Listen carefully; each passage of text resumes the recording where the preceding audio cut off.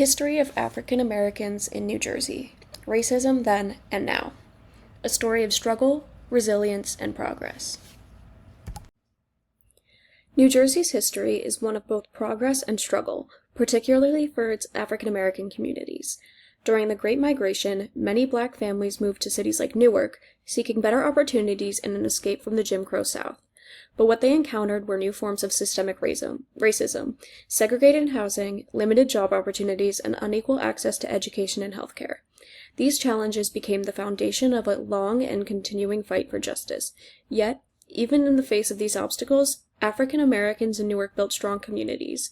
Black women activists, for example, played pivotal roles in shaping the city's civil rights movement and fought for better education and healthcare. As highlighted in The Incredible Legacy of Newark's Black Women Activists, these women organized for change and inspired future generations to continue the fight for racial equality. In this video, we will explore the history of African Americans in Newark, examining how their resilience shaped New Jersey's social and political landscape. We will also connect their struggles with today's ongoing fight against racism, showing how the past continues to inform contemporary movements like Black Lives Matter. Historical context. African Americans began settling in New Jersey in significant numbers during the Great Migration, when families moved from the South in search of better opportunities. Cities like Newark became a destination for those seeking work in industry, escaping the oppressive segregation of the Jim Crow South. But what they found in the North was a different kind of segregation: urban racism. Though Newark was a bustling industrial hub, African Americans were confined to specific neighborhoods, mainly due to discriminatory housing practices. Redlining, a policy that systematically denied families access to home loans and insurance, was one of the key mechanisms that enforced segregation. These policies left Black communities in Newark facing substandard housing, lack of access to good schools, and fewer economic opportunities. In The Incredible Legacy of Newark's Black Women Activists, it emphasizes the vital role of Black women in Newark during this period. These women, often overlooked in traditional histories, organized for education, civil rights, and better living conditions. They created schools, established mutual aid societies, and advocated for the community's well-being, despite the severe challenges they faced. These women's activism helped lay the groundwork for future civil rights movements, and their legacy continues to inspire today's leaders. The persistent inequities in housing, education, and access to healthcare created a cycle of poverty that disproportionately impacted African American families.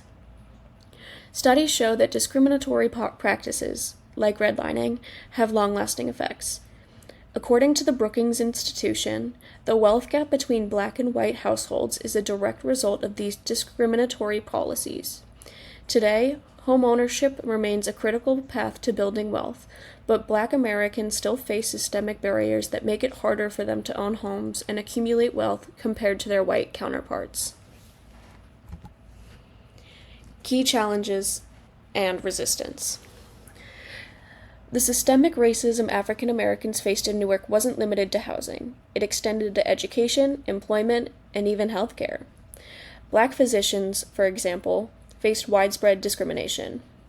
The preliminary report on discrimination against Negro physicians from the New York City Hospital revealed that Black doctors were routinely denied the right to practice in public hospitals. This practice restricted access to quality medical care for Black residents, further entrenching health disparities. Dr. Charles Allison, one of the prominent Black doctors in Newark, faced immense obstacles in trying to serve his community. He was excluded from working at the city hospital despite his qualifications. He was forced to open his own private practice, which was no small feat in a city where Black people were largely confined to a small section of town. This type of exclusion from mainstream professional opportunities was widespread, from healthcare to education to labor. However, Dr. Allison and others fought back against these injustices, ensuring that Black Newarkers had access to the care they needed, even if it meant creating their own institutions. As Sadiya Hartman highlights in Wayward Lives, Beautiful Experiments, Black resistance was not only about formal protests or legal challenges, but also about carving out space for cultural and professional freedom, and personal freedom in a world that sought to control and limit Black lives. Even as these barriers were imposed, Black residents in Newark built strong communities, celebrated their culture, and found ways to resist oppression in everyday life. Think about how far we've come in terms of representation in professional fields like medicine. But there's still a long way to go. How many more Dr. Allisons never had the chance to make their mark because of these institutionalized barriers? What does it say about our system when people are denied the opportunity to contribute based on the color of their skin? Stories of resilience. Despite the ongoing challenges, resilience was a hallmark of African American life in Newark. Black women played an especially important role in resisting the systemic racism they faced. As Hartman discusses, their acts of resistance were often invisible but powerful, whether it was through organizing mutual aid societies, advocating for civil rights, or nurturing their communities in the face of economic hardship. These women not only advocated for better conditions, but also found ways to resist the dominant narratives about Black life. They created safe spaces for their families, ensuring that despite the city's brutal inequities, their children would receive an education and the community would maintain a sense of pride and dignity. The Reflections on Life of Negroes in Newark provides a vivid picture of how Black families navigated the hardships of segregation from daily survival to community activism. The reports in these primary sources show how African Americans constantly push back against oppressive systems, whether by organizing for political change, fighting for better working conditions, or creating their own educational institutions. Can you imagine the courage it took to fight for basic rights during these times? How do we continue this legacy of resistance today? What can we learn from the resilience of these communities to help us in the fight for justice and equality? Contemporary connections. Fast forward to today, and it's clear that while progress has been made, racial disparities persist in New Jersey across the nation. The racial wealth gap, for instance, continues to grow. Despite efforts for movements like Black Lives Matter and policy changes, African Americans still face disproportionate rates of police stops, incarceration, and economic imprisonment.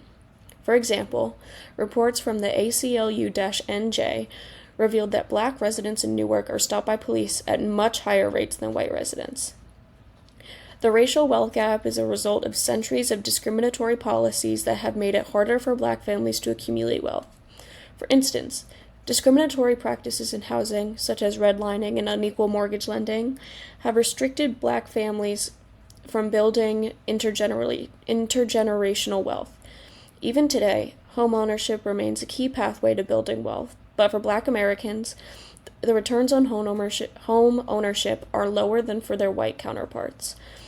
There are ways to address these gaps. Policies focused on strengthening Black communities, such as investment in affordable housing, equitable job opportunities, and ensuring fair lending practices, could go a long way in narrowing the wealth gap. Moreover, the rise of movements like Black Lives Matter is pushing for systemic reforms in policing, criminal justice, and public policy to address these inequities head-on. Conclusion. The history of African Americans in New Jersey is one of perseverance, resilience, and resistance.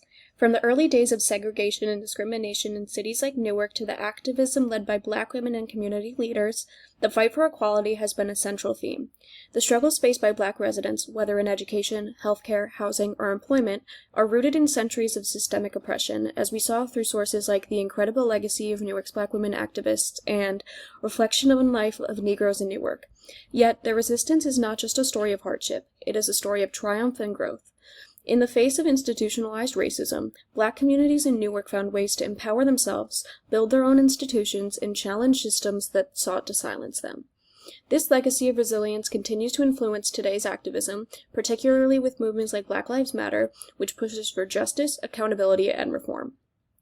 The history of African Americans in Newark teaches us that while significant progress has been made, the fight is not over. The challenges of today, whether it's the racial wealth gap, policing disparities, or access to equal education, are directly connected to the legacy of oppression. Understanding this history is crucial as we continue to work toward a future of true equality.